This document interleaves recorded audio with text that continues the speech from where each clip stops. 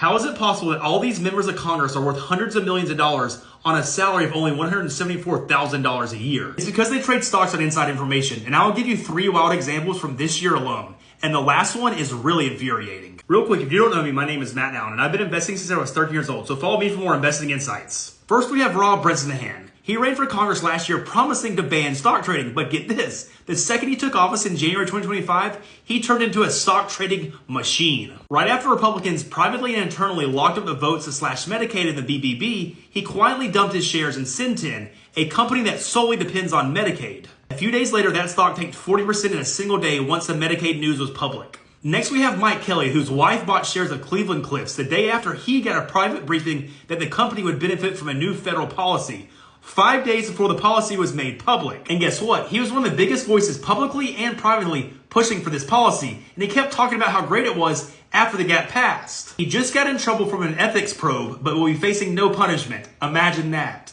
And finally, this one makes me really mad. Congresswoman April Delaney made purchases of IDEX stock. And a few days after she made this stock purchase, Congress introduced the National Biotech Initiative Act, which is a massive tailwind for companies like IDEX, who specializes in diagnostic technology. And IDEX soared 28% that same week, just a few days after her stock purchases. And guess what? The 2 congressional committees that referred the bill to Congress are the 2 that she sits on. That is just total garbage.